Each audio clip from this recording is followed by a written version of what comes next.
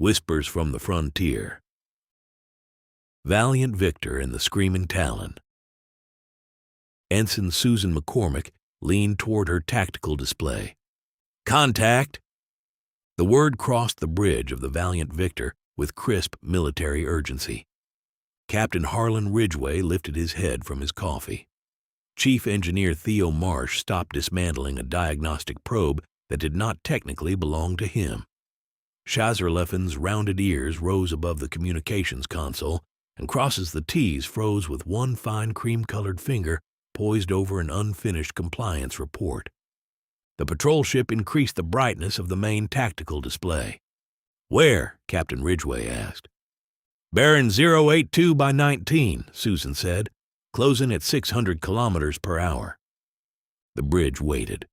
A small object appeared on the forward screen. It was spherical, white, and emblazoned with the blue and gold seal of the Frontier Accord Safety Administration. Captain Ridgeway lowered his coffee. "Oh no, not now."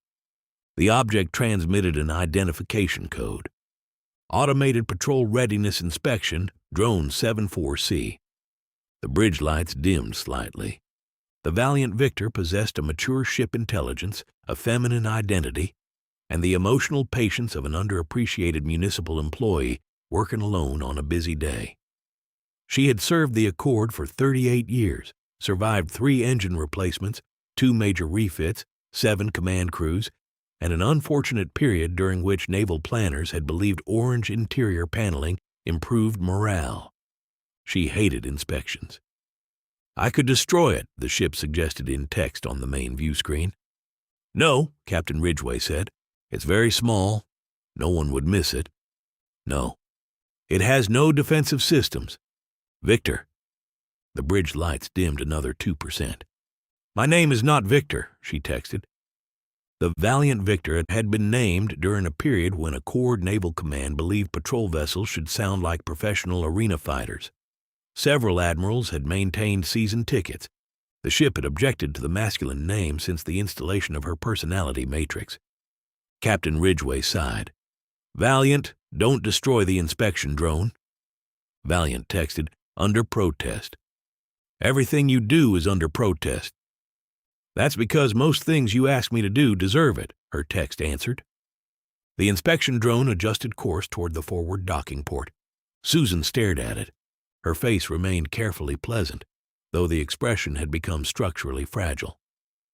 Ensign Susan McCormick was 24 years old, 5'7", with an athletic build, fair skin, deep-set green eyes, and black hair twisted into a regulation knot at the back of her head. She had graduated from the Accord Naval Academy 2 years earlier with honors in tactical coordination, small ship combat, orbital defense, and emergency command. She had requested frontier service because she wanted action. During her first month, she had participated in a search and rescue operation involving a missing survey vessel. The survey vessel had been parked behind the wrong moon. Since then, she had conducted 114 routine patrols, inspected 19 stations, 31 cargo manifests, 9 spaceports, 4 fuel depots, 3 life support recyclers, 1 livestock transfer permit, and a public emergency shelter whose emergency door opened inward. She had filed a strongly worded report about the door. No one had read it. "Perhaps it'll find something wrong," she said. The hope in her voice was disturbing.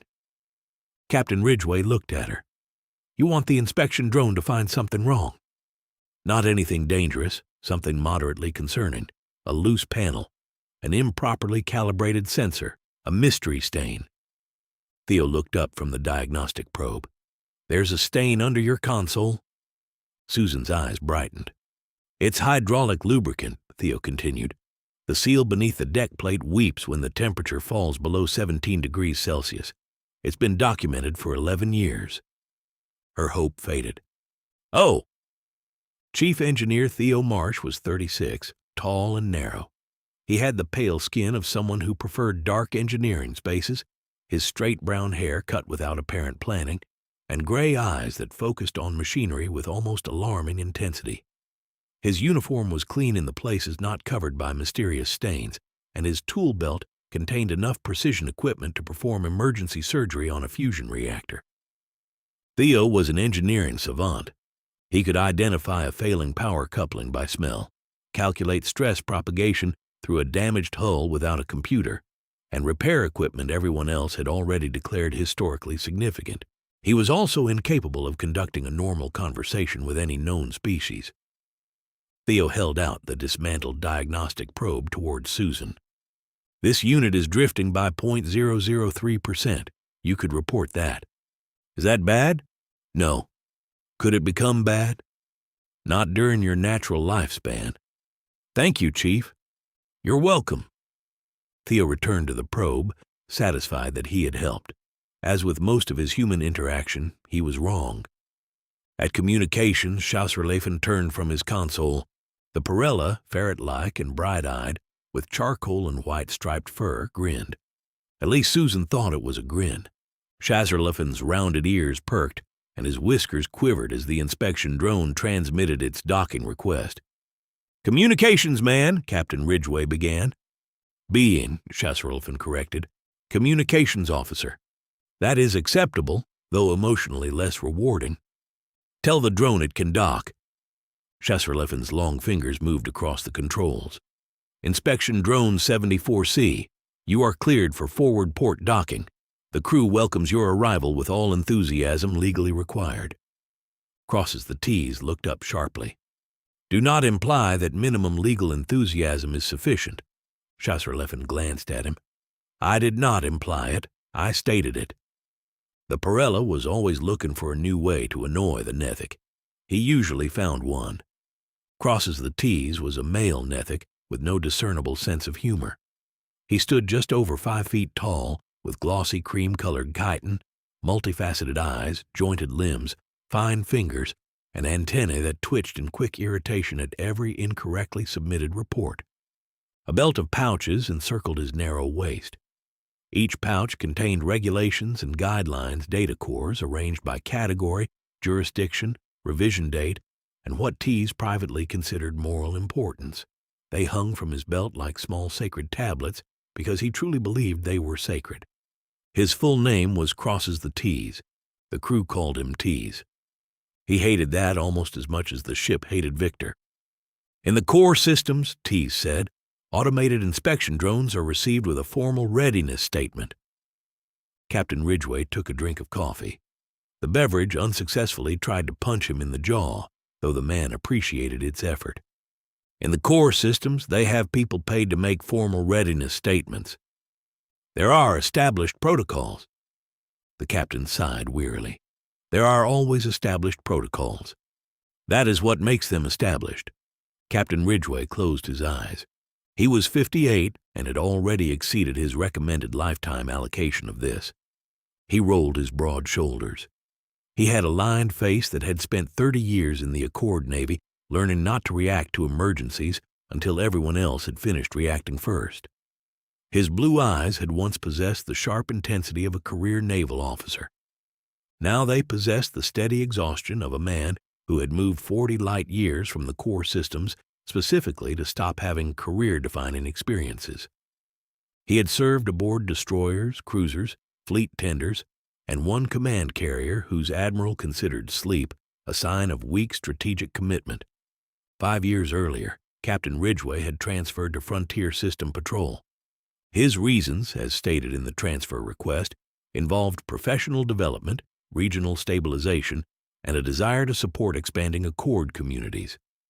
His actual reason was that Frontier System Patrol had experienced no combat fatalities in 19 years. They hadn't experienced combat in the last 18 of them. The inspection drone clamped onto the docking port. The ship shuddered. "I dislike it," Valiant texted. "Make it go away." "It hasn't done anything yet," Susan replied. "It's inspecting me." "That's what inspection drones do." "Yes, disgusting." "And this is why I refused that voice module upgrade," quipped the captain. The drone began its automated review. For the next 3 hours, it examined pressure seals, emergency lighting, navigation records, personnel certifications, weapons safeties, reactor logs, food storage temperatures, environmental redundancies, sanitation schedules, and the legibility of signs identifying corridor fire suppression controls. It found two deficiencies. The first was that a safety label outside engineering had faded from bright yellow to slightly less bright yellow. The second was that Chesserleffen had listed the communication system's emergency backup as a second, angrier communication system. Tease rejected this terminology. Chesserleffen defended it on technical grounds. The argument produced 7 additional forms and 2 documented personnel complaints which the captain had filed in the recycler. By the time the inspection drone departed, Susan was seated at her console with her chin resting in one hand. 6 weeks, she said. Captain Ridgeway looked over. 6 weeks of what? Patrol, yes. And inspections, yes, and more patrols. That's the job. And inspections of the patrols. Also the job. And then the inspection at Ardent Station.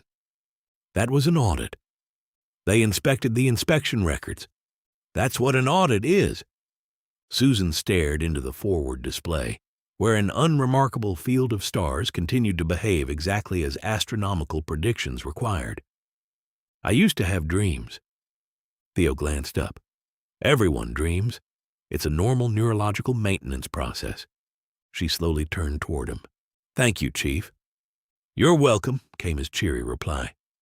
The Valiant Victor completed the final leg of her patrol 12 hours later. Nothing exploded.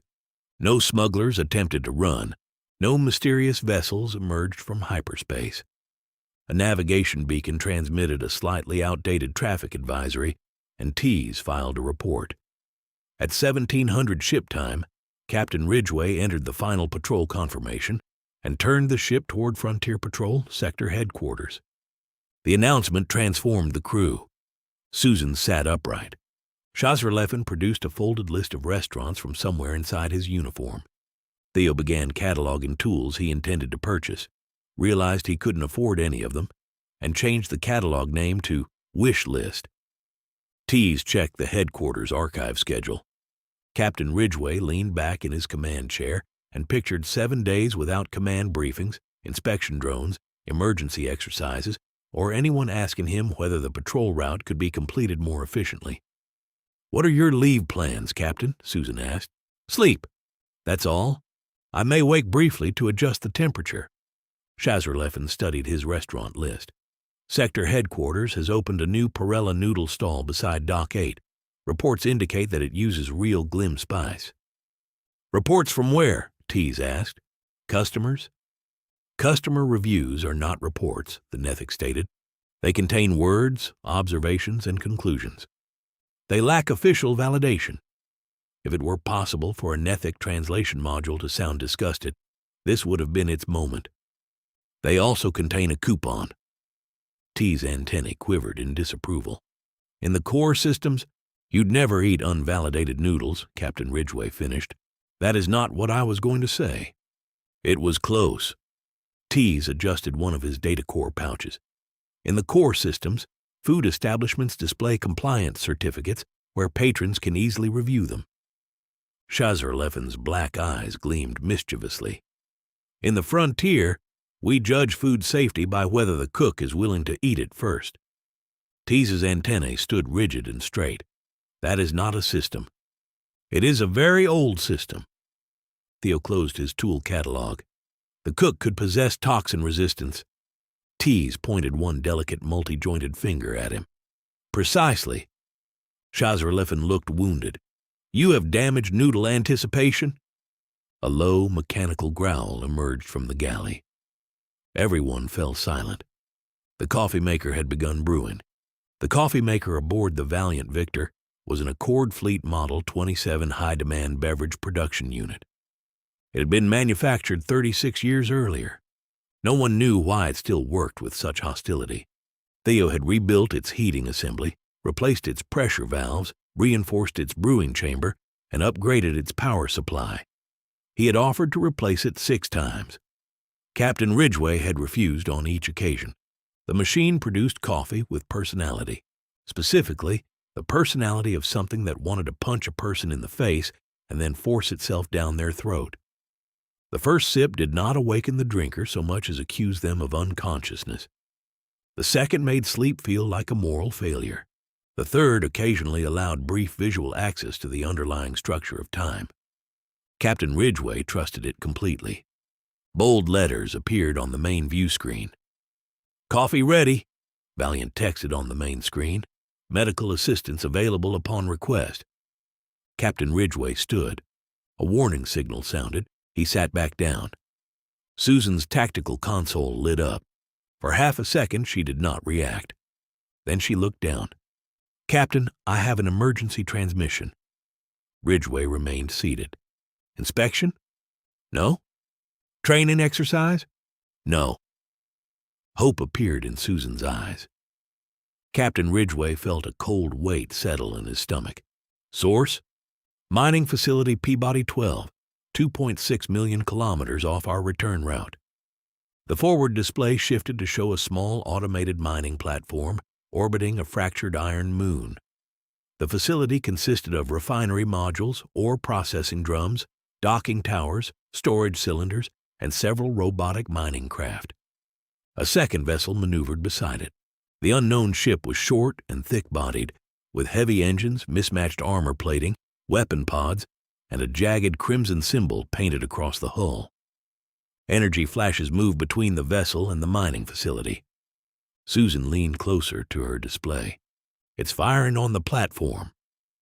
Captain Ridgway stared at the image. During 3 decades of naval service, he had responded to ambushes, border incidents, boarding actions, and 1 diplomatic banquet during which 2 ambassadors attempted to duel with ceremonial serving utensils. While dangerous, the silver sporks had not been lethal. He had come to the frontier to avoid exactly this. "What kind of ship?" he asked. Susan examined the sensor return. The hope disappeared from her face and was replaced by disbelief. "Antabarian?" Tease's antennae rose. "That is impossible. Antibar is outside Accord space." "Apparently they've acquired engines and the ability to use them," Captain Ridgway said. "The Antabarians have never ventured into the frontier." "They have now." Susan swallowed. "Captain, this may be the first confirmed Antabarian raid in the sector." Captain Ridgway looked at her. She attempted to appear professionally concerned. She was failing because she had begun smiling, widely. "Stop that," he said. "I'm not doing anything," she said through the smile. "You're enjoying this." "They're attacking an Accord facility. I'm deeply alarmed." Her voice wasn't deeply alarmed. It was almost giddy. "You're glowing." Valiant's engines increased power without being ordered. "Ship," Captain Ridgway said. The next screen text read, "I'm responding to an emergency." "You're accelerating." The text read, "Heroically." A second line followed, "No, valiantly." Ridgway didn't understand how the ship could drip sarcasm through text-only communication, but she managed it. "You don't know what's happening yet." Valiant wrote, "There are pirates. You sound pleased. I've performed 619 patrols.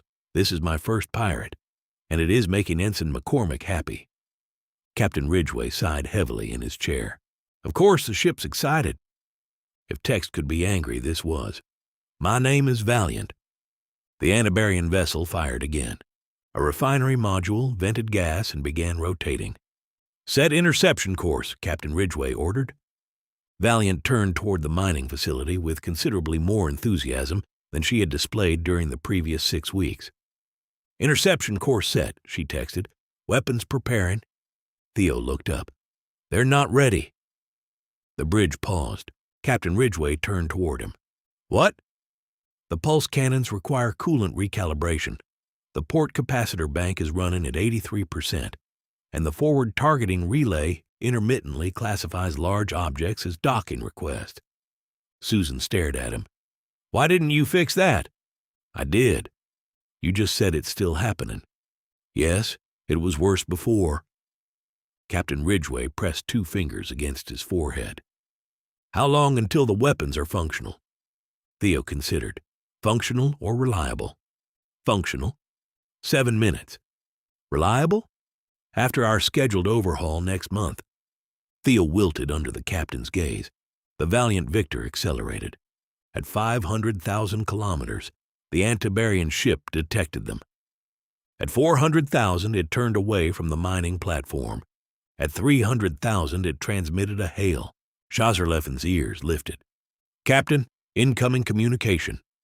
"Put it through." The main display filled with the image of an Antabarian captain. He stood approximately 2.5 feet tall, with a humanoid body covered in soft tawny fur, long upright ears, digitigrade legs, and human-like hands resting dramatically on the arms of an oversized command chair. A black military coat hung from his narrow shoulders, and a silver breathing mask covered the lower part of his face. Behind him, several equally small Antabarians operated the pirate bridge. They were rabbit-like, very rabbit-like. One had fluffy white cheek fur. Captain Ridgeway experienced an immediate and irrational desire to apologize for interrupting them. The Antabarian captain pointed one gloved finger toward the screen. His voice emerged high and sharp, as if he had recently inhaled helium and was trying to remain dignified about it. "Accord, vessel. You approach the dread warship Screaming Talon of final agony. Withdraw, or we shall peel your hull like a disappointing root vegetable." Silence filled the Valiant Victor's bridge. Shazerleffen covered his mouth with both hands. Tease's antennae trembled. Susan looked down at her console, doing her best not to laugh. Captain Ridgeway waited until he could trust his voice. "This is Captain Harlan Ridgeway of the Accord System Patrol vessel Valiant Victor. You are engaged in unlawful hostile action against Accord property. Power down your weapons and prepare to be boarded." The Antabarian captain rose in his chair. "You possess the courage of badly arranged furniture." Shazerleffen made a strangled noise. The pirate continued. "We shall grind your ship into a paste of administrative inconvenience." Tease leaned toward the communications console. "That statement lacks tactical specificity." "Tease," Captain Ridgeway warned. "In the core systems, hostile declarations identify clear conditions and consequences." The pirate captain's long ears twitched. "Who said that?" Crosses the T's straightened. "I am Accord Compliance Inspector Crosses the T's." The Antabarian pointed at him. "Your name is excessively grammatical." Tease recoiled as if struck. "My name is precise." "It is full of unnecessary S's." Shazerleffen fell sideways in his chair, his furry body shaking in laughter. The channel closed. Susan looked up. "They're charging weapons." Captain Ridgeway secured his restraint harness. "All stations. Combat readiness." The bridge lights shifted red. Valiant's text changed to red. The usual dry irritation remained, but beneath it ran something brighter. The ship liked to think the color was danger red. She had never used it before. At last, Theo rose. "I need engineering." "Go!" He moved toward the hatch, then paused beside Susan. "The targeting relay may display hostile ships as docking requests. I remember. If it asks whether you wish to extend a boarding collar, select No." "Thank you, Chief." Theo disappeared into the corridor. The Antabarian ship fired first. 3 violet energy bolts crossed the distance between the ships. Susan's hands moved over her controls. "Evasive maneuver." Valiant rolled hard to starboard. 2 bolts passed beneath the ship. The third struck the forward shields. The bridge shook. Captain Ridgeway's coffee lifted from its magnetic holder and landed across his uniform, looking mildly offended it wasn't going to be drunk. He looked down. The bridge became very quiet. Valiant's bright red text read, "They've made a serious mistake." Captain Ridgeway wiped coffee from his chest. "Return fire." Susan selected the forward pulse cannons. The tactical display flashed. "Unknown vessel requests docking clearance." She stared. "Theo." His voice came through the comm. "Select No." "I know." She rejected the docking request and fired. The starboard pulse cannon discharged. The port cannon did not. A single blue-white bolt crossed space and passed 40 meters above the Antabarian ship. The pirate captain reopened communications immediately. "You shoot like an elderly soup animal." Captain Ridgeway looked toward Susan. She looked horrified. I've only fired in simulations. Simulations count. The target was larger in simulations, she said. The pirate ship fired again. Valiant turned sharply. One shot missed. The second struck the aft shields. The third hit the automated mining platform, causing a cargo arm to rotate and release 6 tons of processed nickel into space. The nickel spread between the two ships in a glittering cloud. Shazarleffen's hands moved across his board. Captain, I am intercepting Antabarian tactical communications. Anything useful? They are concerned about the nickel. That makes 2 of us. One of them has described it as aggressive gravel. Valiant plunged into the debris cloud. Fragments rang against the hull. T's clutched the command rail. In the core systems, navigational lanes are maintained free of industrial debris. Captain Ridgeway glanced at him. The pirate ship vanished from direct sensors, and Susan switched tracking modes. I've lost them. No, you haven't, Captain Ridgeway said. They're hiding in the ore cloud. That's the same as losing them. It's not. Losing them means you don't know where they are. You know they're inside several thousand cubic kilometers of nickel fragments.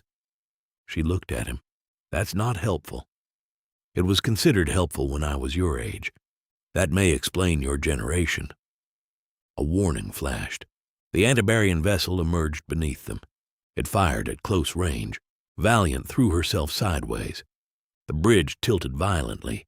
T's data core pouches swung outward like ceremonial pendulums. The blast grazed the lower hull. Engineering alarms sounded, and Theo's voice came through the speakers. They damaged the secondary power trunk. Can you repair it? Captain Ridgeway asked. I'm already repairing it. The channel clicked off. Ridgeway looked at the speaker in irritation. It clicked back on. Sorry, I left off, Captain. It clicked back off. The captain nodded in acceptance. Susan looked toward the captain. Is he always like that during emergencies? The Antabarian ship turned for another pass. Valiant brought her bow around. Fire, Captain Ridgeway ordered. Susan pressed the control. Both pulse cannons fired. The first shot struck the pirates' forward shields. The second struck a robotic ore tug emerging from behind the mining facility.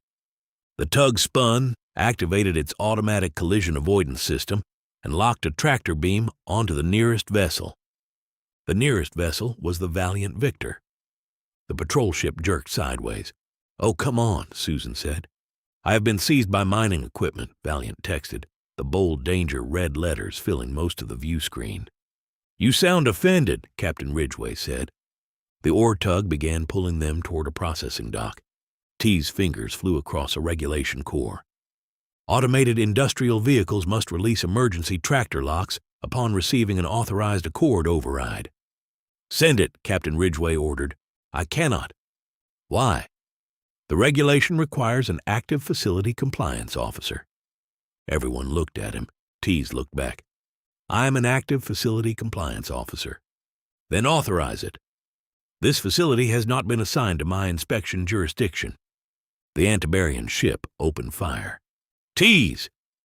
The Nethic's antennae snapped straight. Temporary emergency jurisdiction may be assumed under Regulation 12, subsection 9, paragraph. Assume it. I must record the basis. Shazarleffen reached across the console and pressed the authorization key, causing T's to make a sound of administrative pain. The ore tug released them. Once it did, the captain turned to the Parella. Shazarleffen, designate the Antabarian vessel as the nearest uncontrolled obstruction. Shazarleffen's nimble fingers worked the communications console, spoofing the mining facility's collision registry and designating the Antabarian vessel as an uncontrolled obstruction. The tug searched for another nearby object requiring collision avoidance. Its tractor beam locked onto the Antabarian ship. Shazarleffen's ears rose. Antabarian ship now registers as an obstruction, Captain. Ridgeway looked around the bridge and realized he had stopped thinking about leave. The pirate vessel lurched backward. The pirate captain appeared on the display. You have attacked us with civilian machinery. Captain Ridgeway leaned toward the screen. You attacked a mining facility. The channel closed. Susan studied the pirate ship's movement. They're trying to break the tractor lock. "Can you use it?" Captain Ridgway asked. "The tug's pulling their stern toward the processing dock. It's exposing their ventral engine housings." "Take the shot." Her hands hovered over the controls. The pirate vessel twisted. The target was small, moving, partially obscured by ore debris, and attached to an industrial tug that had no idea it was participating in a battle. Susan breathed out. The pulse cannon status flickered. Available. Unavailable. "Valiant?" "I'm trying," the ship texted. Theo's voice entered the channel. "I've routed weapons power through the galley refreshment grid." Captain Ridgway stared at the speaker. "You did what?" "The pulse cannons work." "What about the coffee?" "The coffee maker has an independent circuit." "Acceptable." Susan tracked the exposed cooling manifold. The Antabarian captain reopened the channel. "You will be remembered as frightened compost." Susan fired. A blue-white pulse crossed the ore cloud. It struck the pirate vessel beneath the port engine. The cooling manifold ruptured. Vapor burst across the stern. The engine shut down. The second engine overloaded, coughed blue plasma, and stopped. The screaming Talon of final agony went dark. The ore tug continued pulling it toward the processing dock. For several seconds, no one spoke. Then Valiant texted, "Direct hit." Susan stared at the disabled ship. I hit it." Captain Ridgway released a breath. "You hit it. It was moving. Most hostile targets do." Chasserliffen lifted both hands. "Communications from the Antabarian vessel." The pirate captain appeared again. Smoke drifted behind him. One long ear had folded sideways.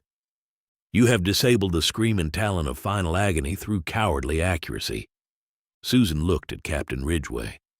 "Is cowardly accuracy a thing?" "It is now." The Antabarian captain pointed at her. "You, green-eyed murderer of cooling pipes, you are a killer." Chasserliffen turned toward Susan. "Killer," he said, his whiskered face slack. That lasted another second before he fell to the deck, shaking in laughter. "Do not start." The Antabarian captain continued. "We shall resist until every bone in our bodies becomes inconvenient." Captain Ridgway leaned forward. "You have no propulsion, no shields, and one functional weapon mount. Surrender." "We possess the unbreakable spirit of Antabar." Behind the captain, something exploded. A small Antabarian ran past carrying a fire extinguisher larger than he was. The pirate captain glanced over his shoulder. "We request temporary discussion." The full surrender took 9 minutes. The Antabarians attempted to negotiate retention of their weapons, their ship, their stolen ore, their command authority, and a decorative banner from the mining platform. Captain Ridgway declined all 5 requests. When the pirate crew finally transferred aboard the Valiant Victor, the patrol crew assembled outside the docking collar in armor and helmets. The inner hatch opened. The first Antabarian stepped through with both hands raised. He stood 2 feet 5 inches tall. The second was slightly shorter. The third possessed enormous white ears and a black eye patch that appeared to be decorative, because he repeatedly lifted it to look around. 14 Antabarian pirates emerged in total. All wore dark boarding suits, all possessed soft body fur, all attempted to appear terrifying. The largest reached Captain Ridgway's thigh. The pirate captain marched forward. Up close, his breathing mask had small silver fangs painted across it. "You may have defeated us," he squeaked, "but you shall tremble beneath the weight of our insults." Captain Ridgway looked down at him. "No. You resemble a tired shelf." Captain Ridgway considered. "That's better than the root vegetable." The pirate captain's ears rose. "You remember my insult." "I remember all threats made against my ship." Behind him, Valiant texted on the airlock screen, "And his coffee." The pirates were placed in the brig. All 14 fit inside one cell. There was enough room left for the smallest pirate to pace dramatically in front of the others. They shouted through the force barrier. They threatened revenge. They promised that Antabarian war fleets would descend upon the frontier. They compared Captain Ridgway to a defective agricultural crop. They informed Theo that his face had been organized without care. Theo studied the pirate who had said it. Your hair is uncertain. Theo touched his hair. That is accurate. Susan stood outside the brig with her helmet under one arm. The battle's excitement had begun draining away, leaving exhaustion, trembling hands, and the delayed understanding that someone had repeatedly fired weapons at her. Captain Ridgway noticed. He leaned against the bulkhead beside her. You did well. I missed the first shot, she said. You hit the important one. I almost shot the oar tug twice. He grinned. You only shot it once. Consider that a win. That isn't as comforting as you think. It'll become comforting with experience, the captain said. She looked at him. Did you feel like this after your first battle? No. Susan waited. Captain Ridgway continued. I felt worse. Oh, I threw up in a helmet. She turned toward him. Your own? Eventually. A laugh escaped her before she could stop it. The pirate captain pointed through the barrier. The cooling pipe killer laughs at our imprisonment. Chasserleffen appeared at the end of the corridor carrying a data slate and several ration packets. Killer, he called. Susan closed her eyes. Do not call me that. The Antabarian captain has officially designated you. That doesn't make it official. Tease leaned into the corridor behind him. Enemy-issued titles possess no standing under Accord personnel regulations. Thank you, Tease. However, informal crew designations are permitted if they do not impair operational discipline. Susan stared at him. Whose side are you on? Inside the brig, the Antabarians resumed shouting. Captain Ridgway listened for several seconds. Then he turned toward the galley. Chasserleffen, help me with something. The captain returned 10 minutes later, pushing a maintenance cart. The coffee maker sat on top. Its steel casing was scratched. Its heating elements glowed faintly. A pressure valve clicked with slow mechanical menace. The Antabarians fell silent. Captain Ridgway stopped the cart outside the cell. The machine growled. One of the smaller pirates stepped backward. What is that? The Antabarian captain demanded. Coffee maker. The pirates looked at one another. The captain puffed out his chest. We do not fear human beverages. You should, Susan said ominously. Captain Ridgway placed a tiny metal cup beneath the dispenser. The machine hissed. Dark liquid struck the cup with enough force to suggest personal hostility. A smell filled the brig corridor. Chasserleffen's whiskers flattened as Tease took one step back. Theo approached the machine, listened to the pressure cycle, and nodded approvingly. Captain Ridgway held the cup through the transfer slot. The Antabarian captain accepted it. His crew murmured as he lifted the cup. You believe this beverage will break the spirit of Antabar? No, Captain Ridgway said. I think it'll keep you awake during questioning.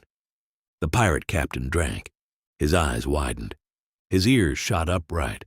For one impossible moment, every strand of fur on his body appeared to stand separately. He whispered something in Antabarian. Then he fell backward. His crew caught him. The corridor remained silent. The coffee maker clicked. It began brewing another cup without being asked. The remaining pirates pressed themselves against the far wall. What has your machine done? One squeaked. Captain Ridgway looked through the barrier. That was a small serving, he said, as he lifted the freshly filled human-sized mug to his lips. The coffee struck Ridgway with equal enthusiasm. He remained conscious. Ridgway smiled. The pirate with the decorative eye patch raised both hands. We shall cooperate. The coffee maker growled again. We shall cooperate enthusiastically. Crosses the T's stepped forward, already selecting a regulation corps. Excellent. We shall begin with Accord Anti-Piracy Regulation 1, General Definitions and Jurisdictional Foundations. The pirate stared at him. Tease opened the document. Section 1, for the purposes of enforcement, interdiction, seizure, recovery, detention, adjudication, and associated administrative review. The pirate crew began to look toward the coffee maker with reconsidered affection. 6 hours later, the Valiant Victor resumed course for Frontier Accord Sector Patrol Headquarters. The disabled screaming Talon of final agony followed behind in a tow beam. Automated repair craft stabilized Peabody 12. The mining facility submitted a damage report, a gratitude notice, and an invoice for one robotic ore tug. Tease disputed the invoice on the grounds that the ore tug had participated voluntarily.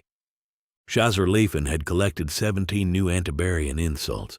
Theo had restored the secondary power trunk and repaired the targeting relay.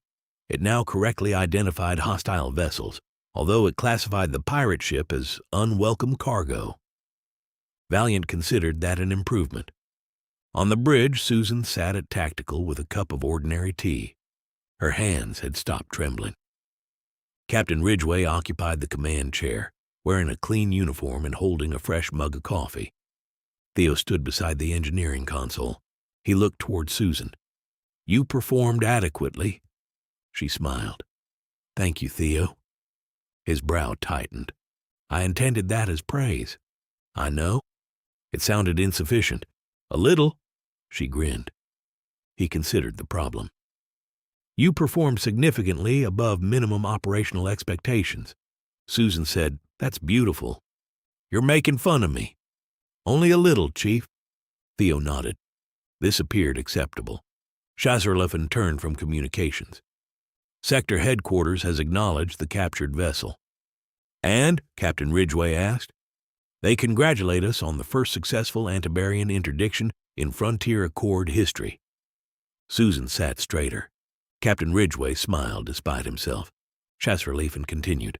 "They have also requested complete combat logs, weapons discharge records, prisoner transfer documentation, damage assessments, mining facility statements, tow authorization, evidence inventories, crew medical evaluations, and a preliminary explanation regarding the weaponization of civilian ore handling equipment." The smile left Captain Ridgeway's face. Valiant dimmed the bridge lights. From the brig channel came the faint voice of Crosses the T's. "Subsection 8 establishes the proper sequence for cataloging confiscated personal effects." The Antabarians groaned in collective agony. Shazar-Lefen's console chimed again. "There is an additional message." Captain Ridgeway closed his eyes. "Read it." "Sector Headquarters has scheduled a mandatory post-engagement readiness inspection immediately upon arrival." The bridge went silent. Somewhere behind the tactical console, a relay made a small clicking sound and stopped working. Theo looked toward the deck. "Valiant." The main display read, "I didn't do anything. You disabled Tactical Relay 6. An ellipsis appeared, followed by, "It failed from stress." "I replaced it last month." Captain Ridgeway rubbed his face. "In the core systems," Tease said over the brig channel, "post-engagement inspections are considered an honor." 5 members of the crew turned toward the speaker. There was a pause. Tease's antennae appeared on the brig screen feed and slowly lowered. "I recognize that this is not the core systems." Susan leaned back in her chair. Beyond the forward viewport, Sector Headquarters was still hours away. The captured pirate ship followed obediently behind them. For the first time in 2 years, the stars no longer looked empty. "Do you think there'll be more pirates?" she asked. "No," Captain Ridgeway said. Shazar-Lefen looked over his shoulder. "Killer hopes there will be." Susan snorted. "Stop calling me that." Captain Ridgeway lifted his mug. "To routine patrol." Susan raised her tea. "To routine patrol." Shazar-Lefen lifted a ration packet. Theo raised a diagnostic probe. Valiant increased speed toward headquarters. She had finally fought pirates, rescued an Accord facility, captured a hostile crew, survived weapons fire, and towed home a prize. For the first time in 38 years, the Valiant Victor had earned her ridiculously brave name. She still hated the Victor part.